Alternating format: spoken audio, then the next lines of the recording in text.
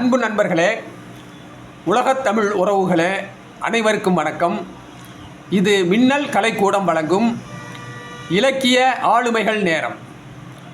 இன்றைய இலக்கிய ஆளுமைகள் பகுதிக்காக கவிஞர், எழுத்தாளர், நாடக ஆசிரியர் கிளிக் மதுரை முரளி அவர்கள் இங்கே வருகை தந்திருக்கின்றார்கள்.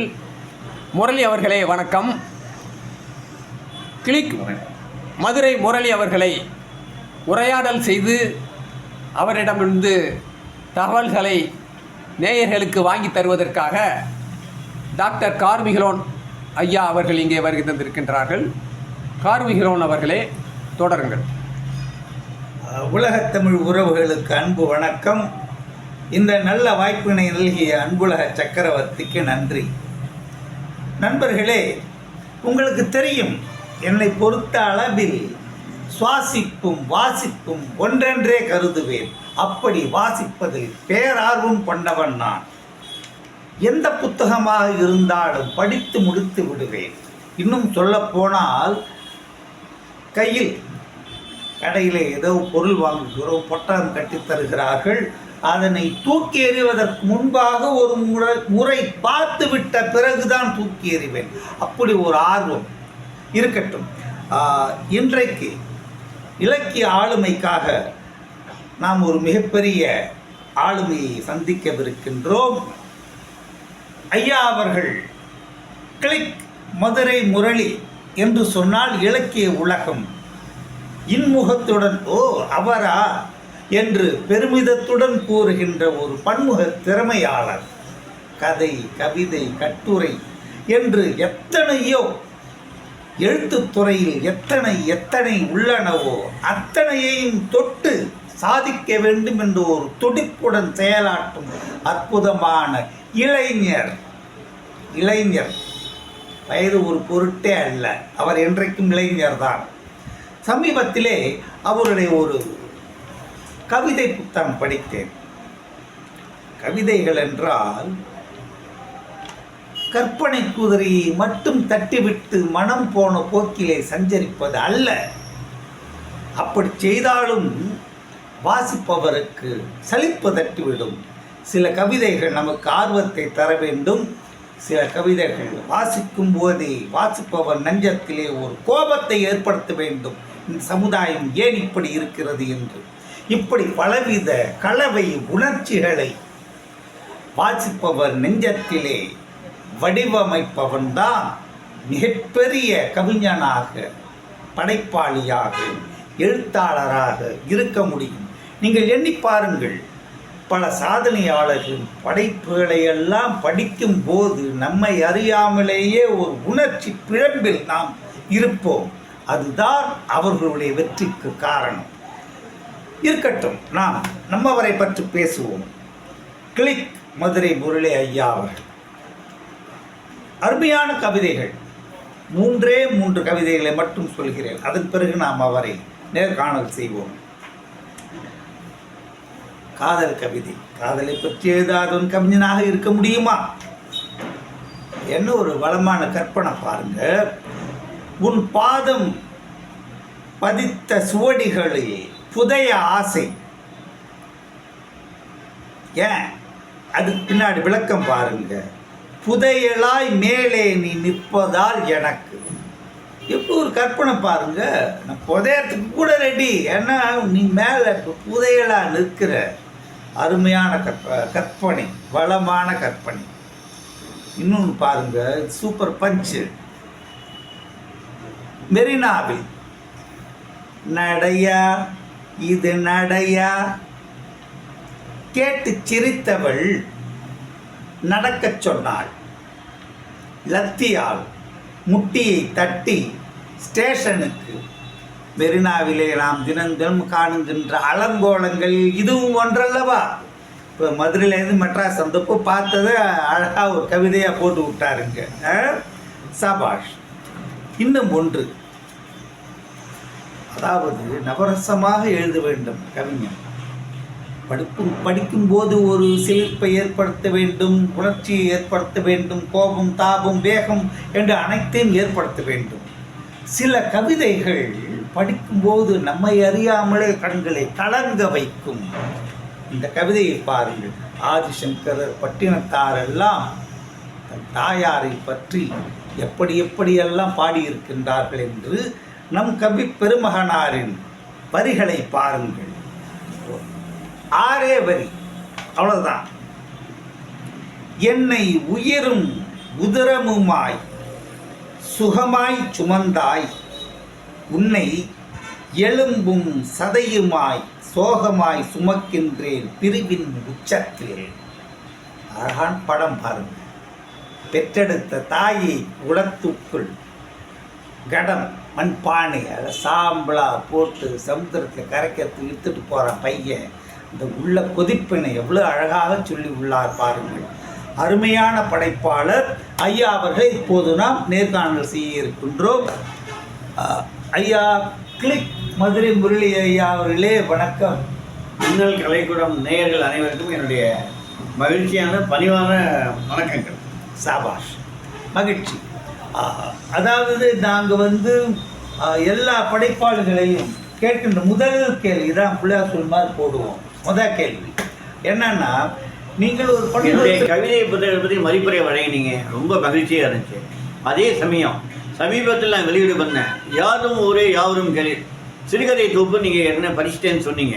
அதில் உங்களை மனசை தொட்ட ஒரு சிறுகதை எனக்காக வாசித்து காமிங்க, நேயர்கள்லாம் ரசிக்கட்டும், நாங்களும் ரசிக்கிறோமே. பரவாயில்ல. எனக்கு இல்லாட்டியும் கேட்டிருக்காரு ஐயா. ஐயா நான் ஒரு மதிப்புரை பண்ணேன்னா அந்த நுனிக்குள் பேஞ்சு மதிப்புரை பண்ணுற ஆசாமி கிடையாது. முதல் பக்கத்துலேயே கடைசி பக்கம் வரைக்கும் படித்து நான் வாழ்த்து கொடுக்கும்போது ஏதாவது ஒற்று பிழைகளாக இருந்தால் கூட திருத்தி பட்டியல் போட்டு கொடுப்பேன். அது மாதிரி இந்த முறை யாருமே இது படித்தேன். யாதும் ஊரே யாவும் இந்த கதை படித்தேன். இதில் நீங்கள் நெஞ்ச தொட்ட கதைன்னு சொன்னீங்கல்ல, அது 78 என்ன கரெக்டாக வந்துட்டு கோலிவுட். இந்த கதை படித்தேன், கோலிவுட் கதை. உண்மையிலேயே சினிமாங்கிறது எப்படி ஒரு மாய உலகம். அது உண்மையை படிச்சுனா பிரமிச்சு போனேன். நீங்கள் நல்ல கேள்வி கேட்டீங்க, இது சொல்ல மறந்தேன் பாருங்க, இல்லைன்னா அதை மிஸ் பண்ணியிருப்பேன். அந்த கதை அது மனசில் ரொம்ப ஒரு தாக்கத்தை ஏற்படுச்சு. 3 பேர் ரூம்மேட் இருக்காங்க, 2 இளம் வட்ட பசங்க, ஒருத்தர் சீனியர் 50-55 வயசு. அவர் அந்த கதையில் ரொம்ப அழகாக கொண்டு போயிருக்கீங்க. அதை அவர் சொல்கிறார், டே பிள்ளைங்களா ஏந்திருக்கடா, 7 மணிக்கு மேலே ஆக போகுது அப்படின்னு அந்த பெரியவர் சொல்கிறாரு. அழுத்துக்கிட்டே ஏந்துக்கிறானுங்க. நாங்கள் சாஞ்சு கேட்டு அழைஞ்சு திரிஞ்சு படுத்துக்கிறோம் அப்படின்னு ஏந்துக்கிறாங்க ஒவ்வொருத்தரும். அதில் ஒருத்தர் கவிதை எழுதுகிற ஆசாமி, சினிமாவில் கவிஞனாகணும்னு துடிக்கிறான். ஒருத்தர் அழகான குரல் வளங்களும் பாடணும்னு துடிக்கிறான் ஒரு பையன். இவங்கெல்லாம் 20-25. இந்த 50 வயசு ஆசாமி மகாராஜன் பேர் மகாராஜன், பாவம் அவர் பேர் தான் மகாராஜா. அவருக்கு சினிமாவில் வரதெல்லாம் துண்டு துக்கடா வேஷம், எடுபடி வேஷம், 10-11 பியூனு, கூட்டத்தில் சலா அடிக்கிறது. அது மாதிரி அந்த கதையில் ஒவ்வொருத்தரும் அது மாதிரி கொண்டு போயிட்டாங்க. கிளைமேக்ஸு நான் ரொம்ப ரசித்தேன். ஒவ்வொருத்தரும் அப்படியே கற்பனையில் இருக்காங்க. நான் இப்போ பெரிய பாடல் ஆசிரியராக வருவேன் அப்படின்றான். பாரு நான் எப்படி வரேன் பாரு, இப்போ என் குரல் எல்லா இடத்துலையும் கேட்கும் பாடகரா அப்படின்றான் ஒருத்தன். இவரும் சொல்கிறாரு, நானும் வருவேன்னு. இந்த பசங்கள்லாம் கேட்குறேன், ஐயா நீங்கள் எப்படி இவ்வளோ நாளாக சினிமாலே தேடுறீங்களே வாய். கிட்டத்தட்ட அந்த பசங்களோட வயசை விட ஒரு சினிமா அனுபவம் துடிக்கிறார் ஜாஸ்தி. அவர் சொல்கிறாரு, எனக்கு அதெல்லாம் ஒன்றும் கஷ்டம் இல்லை தம்பி, ஊரில் எனக்கு அரிசி ஆளை இருக்குது, சம்சாரம் வாத்தியாரா வேலை செய்கிறா அப்படிலாம் வந்தால் விடுறாரு. அவர் சொல்கிறாரு, கடைசியில் பார்த்தா யதார்த்தமாக முடிக்கும் போது தான் தெரியுது, கிட்டத்தட்ட ஒரு 25 வருஷத்துக்கு மேலே குடும்பத்தை மதுரையில் விட்டுட்டு அவர் சென்னையில் வாய்ப்புக்காக அலையிறாரு. அவங்க அம்மா ஒரு சாதாரண பிரைவேட் ஸ்கூலில் வாத்தியாராக இருக்காங்க. இவர் ஒன்றும் கிடையாது. அந்த மில்லு இந்த மில்லு எந்த மில்லும் கிடையாது. ஒருத்தர் ஜீவனத்தில் ஒரு பொண்ணு ஒரு புள்ள. அந்த அம்மா ஒரு நாள் ஃபோன் பண்ணி சத்தம் போடுது, என்ன அது நீ மெட்ராஸ் பக்கம் போய் 20 வருஷத்துக்கு மேலே அதுவும் பொண்ணு பிள்ளைலாம் மூஞ்சி மறந்து போய் துடிக்குது, வா 50,000 ரூபா வேணும், காலேஜ் ஃபீஸ் கட்ட, பொண்ணுக்கு ஸ்கூல் பைசா கட்டன்னு சொல்லுது. இவர் வாய்தா வாங்குற, அதிகபட்சம் 1 வருஷம், கவலைப்படாத வந்துடுவோம் பெரிய ஆளா அப்படின்ட்டு 50,000 சொல்லிட்டு ஒரு ஆபத்தான இதில் ஒரு அந்த துணை நடிகர் காட்சி. இது பண்ணுறாரு. ஒரு குழந்தை பொம்மை கையில் வச்சுட்டு அந்த சீன் அப்படி லாரி இதில் போய் விடுற மாதிரி இவர் திட்டம் போடுறாரு. உண்மையில நம்ம உழுந்து மாண்டு போயிட்டோம்னா இவர் 50,000 கொடுப்பான், இன்சூரன்ஸில் வரும், 1,00,000 ரூபா சேரும் அப்படின்னு இந்த விபரீத திட்டத்தை அந்த 2 பசங்களும் சின்ன பசங்களும் அறிஞ்சு தக்க நேரத்தில் வந்து அவரை காப்பாற்றுறாங்க. இவர் அப்படியே நெகிழ்ந்து போய் சொல்கிறாரு. அதாவது சினிமாங்கிறது எப்படி ஒரு மாய உலகம்ங்கிறத இந்த கதையில் நான் படித்து தெரிஞ்சுட்டேன். இது எழுதுறதுக்கு ஏதாவது பின்னணி இருக்கா? இது எழுதுனதில்ல? இல்லை நம்ம இப்போ பத்திரிகையில் படிக்கக்கூடிய செய்திகள் எத்தனையோ பேர் நம்ம நேர்முகங்களில் படிப்போம். அவன் சினிமாவை வாய்ப்பை தேடி அவனோட வாழ்க்கையை தொலைச்சிட்டாங்க. அந்த மாதிரி வாழ்க்கையை தொலைச்சவங்க இனிமேலாவது சுதாரிக்கணும் அப்படிங்கிறக்காக இந்த கதையை எழுதினேன். ஆர்மி ஸோ உங்களோட படைப்புகள் எல்லாமே சிறப்பு, மகிழ்ச்சி. நிறைய கதை, கவிதை, கட்டுரை அப்படியா நிறைய எழுதியிருக்கீங்க. இந்த எழுத்து ஆர்வம் என்பது உங்களுக்கு எழுத்துல எப்போ ஒரு ஆர்வம் வந்தது? அது எத்தனை வயசுல அந்த எழுத்து ஆர்வம் வந்தது உங்களுக்கு? நீங்கள் சொன்ன மாதிரி வாசிப்பு தான் நான் சுவாசிப்பாக வச்சுருந்தேன். ஆர்மி. ஆமாம், என்னுடைய பள்ளிக்கூட நாட்களில் புத்தகங்கள் படிக்க ஆரம்பித்தேன். அப்போ நம்ம வந்து புத்தகங்கள் வாங்கி படிக்கக்கூடிய அளவுக்கு பொருளாதார வசதி கிடையாது. அப்போ நூலகங்களில் போய் கிடைக்கக்கூடிய புத்தகங்களை படிப்பேன். அப்படி படித்த புத்தகங்களை என்னை பாதித்த ஆசிரியர்கள் பார்த்திங்கன்னா எழுத்தாளர் லக்ஷ்மி அவங்க சொன்ன ஒரு முக்கியமான வாசகம் தான் எனக்கு வந்து முதல்ல எழுதக்கூடிய ஒரு உந்து சக்தியாக அமைஞ்சது. அவங்க என்ன சொன்னாங்கன்னா, நம்ம எந்த படைப்பை படைத்தாலும் அந்த படைப்பை குடும்பத்தாரோடு சேர்ந்து படிக்கக்கூடிய அளவுக்கு தரமாக இருக்கணும். மற்றவங்க வந்து எந்த விதமான தவறான எண்ணங்களுக்கு கொண்டு போய் மாட்டக்கூடாது. அதே மாதிரி ஒலிப்பதிவாளர் ஸ்ரீராம் ஒரு கருத்தை பதிவு பண்ணார். திருமூலருடைய வாக்கியம் ஒன்று, தின்று பருத்து ஈன்று எவன் வாயில் பருதல் பன்றைக்கும் உண்டு அப்பயன். இதுதான் எனக்குள்ள ஒரு பெரிய ஒரு பாதிப்பை கொண்டு பண்ணிச்சு. நாம் பிறந்து எதையாவது சமூகத்துக்கு செய்யணும், செய்யக்கூடிய விஷயங்கள் நல்ல விஷயமாக செய்யணும் அப்படிங்கிற அந்த எண்ணம் தான் எனக்கு வந்து ஒரு எழுத்தாளனாக நான் உருவாக்கிச்சு. ஆரம்ப காலகட்டங்கள் என்னுடைய நாடகங்களுக்கு நான் எழுத ஆரம்பிச்சிட காரணம், அகில இந்திய வானொலியில் விவித பாரதியும் ஒரு சேனல் இருந்துச்சு. அதில் வண்ணச்சுடனும் நாடகங்கள் போடுவாங்க. அந்த நாடகங்கள் கேட்கும்போது அந்த கதாபாத்திரங்கள் கண்ணுக்கு முன்னாடி அப்படியே காட்சிகளோடு விரியும். அந்த கற்பனையை அப்படியே உள்வாங்கி நாடகங்களில் என்னோடய முதல் படைப்பை எழுத ஆரம்பித்தேன். என்னுடைய பள்ளிக்கூட நாடகங்கள்லேயே நல்லதோர் வீணை அப்படிங்கிற ஒரு நாடகம் முதல் நாடகமாக எழுதினேன். அப்போ எனக்கு வந்து 19 வயசு. அதுக்கு முன்னாடி சிறு சிறு கவிதைகள்லாம் எழுதியிருக்கேன். எங்கள் அம்மா பேரில் எழுதின முதல் படைப்பு வெளிவந்தது. அம்மா அப்படின்னா இந்த அகிலத்தில் வந்து அகிலம் மொழியது. அதனால் பாதிக்கப்படுற எந்த உயிர்களுமே கிடையாது. எல்லாரையும் மூலமே எனக்கு அம்மா மூலமாக எனக்கு பிறப்பும் மட்டும் இல்லாமல் என்னுடைய படைப்புலக வாழ்க்கையும் பிறந்துச்சு. நன்றி. ஆர்மி. சரி, 19 வயதில் எழுத ஆரம்பித்தீர்கள் இல்லையா? சரி, இப்போ நான் உங்களோட தற்போது வயசு என்னெல்லாம் கேட்டு உங்களை சங்கடப்படுத்த மாட்டேன். சரி, 19 வயசு எழுத ஆரம்பிச்சு நீ எப்படி ஒரு 4 நூற்றாண்டு காலத்திற்கும் குறையாமல் நீங்கள் எழுதுகின்றீர்கள் என்று நான் நினைக்கிறேன். உண்மைதானே? 4 நூற்றாண்டில் 3 டெக்கேட் எழுத்தாளர்னு சொல்லுவேன், 3D ரைட்டர். 30 ஆண்டுகளுக்கு மேலாக 3 தசாம்சங்களுக்கு மேலாக நான் எழுதிட்டு இருக்கேன். அதனால தான் கல்லூரியில் நான் போகும்போது ஐஎம்ஏ 3D ரைட்டர் அப்படின்னு நான் கொஞ்சம் பெருமையாக சொல்லிப்பேன். எல்லாம் இறைவன் கொடுத்த வரம். பரவாயில்லை, தோராயமாக உங்களுடைய வயதை எங்களுக்கு தெரியப்படுத்தி விட்டீர்கள். நன்றி. சரி, நான் பல புத்தகங்கள் வாசித்திருக்கிறேன் உங்களுடையது. அதில் ஒரு விதமான அந்த சோகம், கோபம், வீரம், நையாண்டித்தனம், இந்த கவிதையெல்லாம் கூட பாருங்க, மெரினா, இதெல்லாம் இத்தகைய உணர்ச்சிகள் எழுதும்போது அவங்க ரொம்ப மெனக்கட்டு போடுவீங்களா, இல்லை எழுதும்போது அவங்களை அறியாமல் டக்கு டக்குன்னு வந்து விழுமா? இதெல்லாம் அருமையான கேள்வி. இந்த மாதிரி உணர்வுகளுக்காக நான் ஒன்றும் கஷ்டப்படுறதே கிடையாது. நீங்கள் நம்ப மாட்டீங்க, என்னுடைய எந்த படைப்புமே அடித்தல் திருத்தல் இல்லாமல் ஃபேர் காப்பி மாதிரி இருக்கும். அருமை. அதை அப்படியே நேரடியாகவே நம்ம வந்து பிரிண்ட் எடுத்துடலாம். அது வந்து இறைவன் கொடுத்த வரம் நான் எடுத்துக்கிறேன். அருமை அருமை. சரி, இது வரைக்கும் தாங்கள் எத்தனை புத்தகங்கள் எழுதியிருக்கிறது? அனைத்து புத்தகங்களும் சேர்த்து இது வரைக்கும் நான் 12 புத்தகங்கள் வெளியீடு பண்ணியிருக்கேன். 6 சிறுகதைகள் தொகுப்பு, 2 வானொலியின் சிறுகதைகள் நாடகங்கள், 3 புது கவிதைகள், 2 2 கதைகள், அப்படி 12 சிறுகதைகள் எழுதியிருக்கேன். 400க்கும் மேற்பட்ட சிறுகதைகள் எழுதியிருக்கேன். அதே மாதிரி 500க்கும் மேற்பட்ட புது கவிதைகள் எழுதியிருக்கேன். 30 வானொலி நாடகங்கள் மதுரை அகில இந்திய வானொலியில் ஒளிபரப்பாயிருக்கு. எனக்கு அப்பா அவ்வளோ நாடகங்கள் ரேடியோவிலேயே ஒளிபரப்பாயிருக்கு. என்ன? ஆமாம் ஆமாம். அருமை, மிகப்பெரிய சாதனை சார். Good, very good. சரி, இப்போ நீங்கள் இந்த நாடகங்கள் நீங்கள் எழுதுன எல்லாமே இப்போ புஸ்தக ரூபத்தில் இருக்கா? அதான் என்னோட கேள்வி. நாடகம் இவ்வளோ நாடகம் வந்திருக்கு, அவ்வளோ கவிதை எழுதியிருக்கேன், இவ்வளோ கதை எழுதியிருக்கேன், அதெல்லாம் இருக்கட்டும். நீங்கள் எழுதுனது எல்லாமே புத்தகங்களில் உள்ளனவா? எல்லாமே எல்லா புத்தகங்களும் 3 வடிவங்களா கொண்டு வந்திருக்கேன். ஒன்று பேப்பர் பேக் அப்படின்னு சொல்லுவாங்க, அடுத்த புத்தகங்களா இருக்கு, அடுத்த ஆடியோ புத்தகங்களா இருக்கு. சரி, அந்த ஆடியோ புத்தகங்கள் வந்து என்னுடைய எல்லா நாடகங்களுமே நான் வந்து நாடகங்கள் புத்தகமாக வெளிக்கொண்டு வந்திருக்கேன். ஸோ எல்லாமே புத்தக ரூபத்தில் வந்தாச்சு. நிச்சயமா, அது முக்கியம், அது ரொம்ப முக்கியம். எல்லாமே வந்தாச்சு. சரி, பரவாயில்ல. அதாவது இப்போ உங்களோட படைப்புகள் நிறைய எழுதியிருக்காங்க இல்லையா? சிலரோட ஒவ்வொருத்தருக்கும் இப்போ காண்டேக அப்படின்னா ஏயாதி, ஒவ்வொருத்தருக்கும் அது மாதிரி சொல்லுவோம். சாண்டிலியன், விக்ரமனையா, கல்கி அப்படிலாம் ஒவ்வொருத்தருக்கும். உங்களோட படைப்புகளில் உங்களோட பார்வையில் இது எனக்கு வந்து ரொம்ப நிறைவை கொடுத்தது, ஒரு மாஸ்டர் பீஸ் மாதிரி நான் நினைக்கிறேன் அப்படின்னு உங்க மனசுல ஏதாவது தோன்றதா? நிச்சயமா.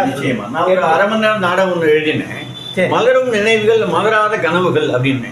நம்ம எல்லாருமே கல்லூரி நாட்கள்ல பலவித எண்ணங்களோட லட்சியத்தோட வாழ்க்கையை தொடங்கணும்னு நினைப்போம். ஆனா காலப்போக்கில் நம்மளுடைய வாழ்க்கையை பார்த்து திசை மாறி போய் நாம நினைச்சிட்டு ஒன்று நடந்துட்டு ஒன்றா இருக்கும். அதே அந்த மாதிரி ஒரு கால சூழ்நிலையில இந்த முகநூல் மூலமா பழைய நண்பர்கள் 4 பேர் மீண்டும் சந்திக்கிறாங்க. சந்திக்கும் போது அவங்க கல்லூரி நாட்கள் என்ன ஆகணும்னு நினைச்சாங்க, இப்போ என்னவா ஆகியிருக்காங்க அப்படிங்கிற மாதிரி 4 பேரும் பேசிட்டு, அதுக்கப்புறம் இனிமேலாவது நம்முடைய கனவுகளை நோக்கி நம்ம பயணப்படணும் அப்படிங்கிற மாதிரி ஒரு நாடகம் எழுதினேன். அது ஒவ்வொரு கேரக்டரும் ஒருத்தர் வந்து எழுத்தாளர் கேரக்டர், அது என்னை நானே பிரதிபலித்தேன்.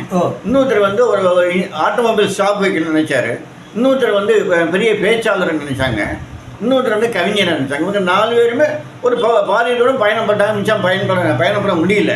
இப்போ திருப்பி 4 பேருமே ஒரு பிளஞ்ச உறுதிமொழி எடுத்து இனிமேல் நம்முடைய லட்சியத்தை நோக்கி பயணப்படணுங்கிற மாதிரி அந்த கதையினுடைய முடிவும் அமைஞ்சிருந்தது. எல்லாருமே பாராட்டினாங்க, எங்களுக்கு அந்த மாதிரி ஆசை இருக்குது, எங்களுக்கு இனிமேல் பயணப்படணும், ஒரு உத்வேகத்தை நீங்கள் கொடுத்துருக்கீங்க அப்படின்னு சந்தோஷப்பட்டாங்க கேட்டாங்க எல்லாருமே. சரி, இன்னும் ஒரு கேள்வி உங்களோட படைப்பை பற்றி.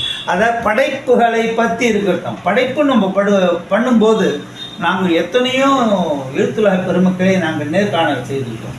சில பேர் சொல்லுவாங்க, ப்ரைவேட்டாக கூட சொல்லுவாங்க, ஓப்பனாக சொல்ல ப்ரைவேட், நான் எழுதுனேன்னா எனக்கு இப்படி மூடு இருக்குன்னா, எனக்கு இது இருக்கக்கூடாது, அது இருக்கக்கூடாது, நான் வெடிகாலம்பரை ஏந்துப்பேன், எந்த தொந்தரவும் இல்லாமல் இருந்தால் தான் எழுதுவேன், இல்லைன்னா அப்படியே மூடிடுவேன், எனக்கு மூடு வேணும் எழுதுறதுக்கு, இல்லைன்னா ஹோட்டலில் கூட நான் ரூம் போட சொல்லுவேன், இல்லைன்னா என்னால் எழுத முடியாது அப்படிலாம் சில பேர் சொல்லுவாங்க.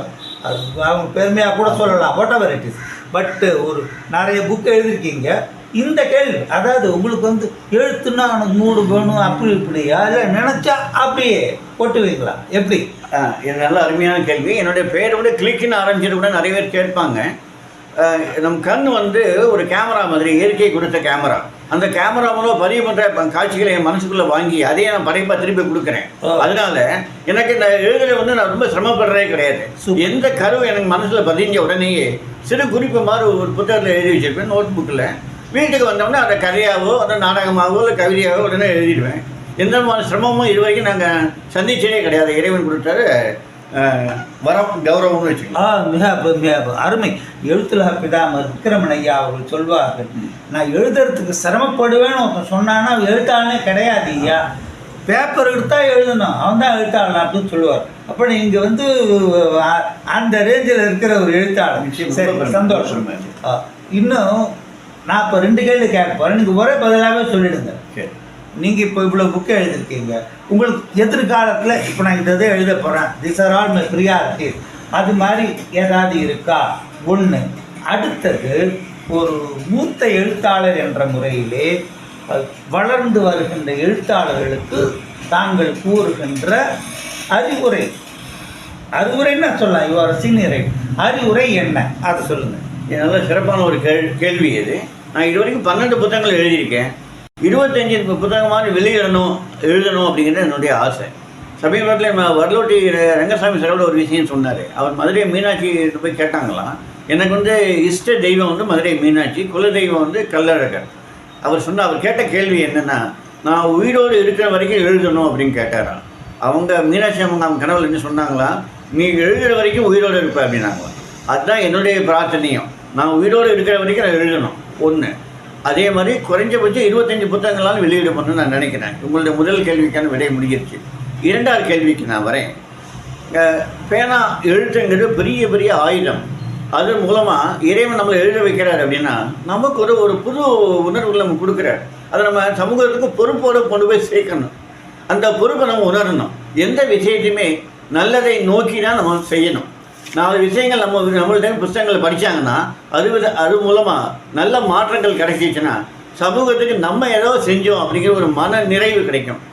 எல்லாருக்குமே வாழ்க்கையில் செல்ஃப் கண்டென்ட்னு சொல்லுவாங்க, மன நிறைவு முக்கியம். அது இல்லைன்னா வாழ்ந்து பயனே இல்லைங்கிற என்னுடைய கருத்து. அருமை. உங்கள் விருப்பப்படி உங்களுடைய அந்த 25வது நூலை மதிப்புரை செய்கின்ற ஒரு மகிழ்வான தருணத்தை மின்னல் கலைக்கூடம் விரைவிலேயே எதிர்பார்த்து கொண்டிருக்கிறது. உங்களை உலங்கிணைந்து வாழ்த்துகிறோம். ரொம்ப நீங்கள் மென்ன கேட்டு ரொம்ப அற்புதமான தகவலாம் சொன்னதுக்கு நெஞ்சார்ந்த நன்றி. வணக்கம். எனக்கு வாய்ப்பு கொடுத்த என்னுடைய நண்பர் டாக்டர் கார்மிகிலோன், வசீரன் ஐயா 2 பேருக்குமே என்னுடைய நன்றியை தெரிவிக்கிறேன். உங்கள் இந்த சேனல் மூலமாக என்னுடைய எண்ணங்களும் கருத்துக்களும் மக்களுக்கு போய் சேரணும். நல்ல விஷயங்களை எல்லாருமே செய்ய முயற்சி எடுக்கணும் அப்படிங்கிற தாழ்மையான வேண்டுகோள். அதை தவிர நிறைய படிங்க, அந்த கருத்துக்களை மக்கள் மத்தியில் கொண்டு போய் சேருங்க. அது மூலமாக புது விஷயங்களை எழுதுங்க. நன்றி, வணக்கம். நன்றி. கவிஞர், எழுத்தாளர், நாடக ஆசிரியர் கிளிக் மதுரை முரளி அவர்களே, உங்களுடைய அனுபவங்களையும் உங்களுடைய படைப்புகள் பற்றிய விளக்கங்களையும் மிகவும் சுவையாக தந்தீர்கள். உங்கள் இருவருடைய உரையாடலை கேட்கும்போதே அப்படியே பொதிகை மலை அருவி கொட்டியது போல் இருந்தது. மிகவும் மகிழ்ச்சி. நன்றி. உங்களுடைய அனுபவங்கள் மின்னல் கலைக்கூடம் நேயர்களுக்கு நிச்சயம் பயன் தரும்.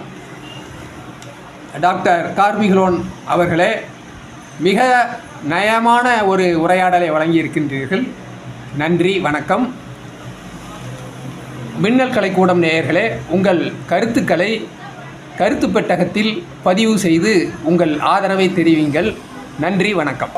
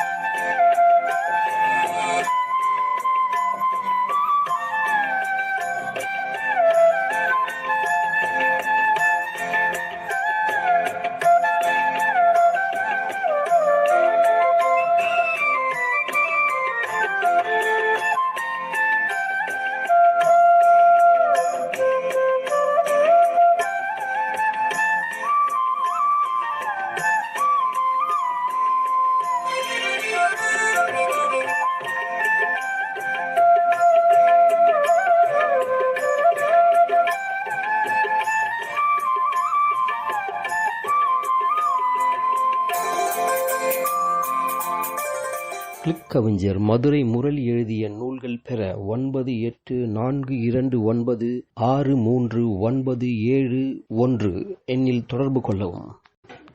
சப்ஸ்கிரைப் மின்னல் கலைக்கூடம்.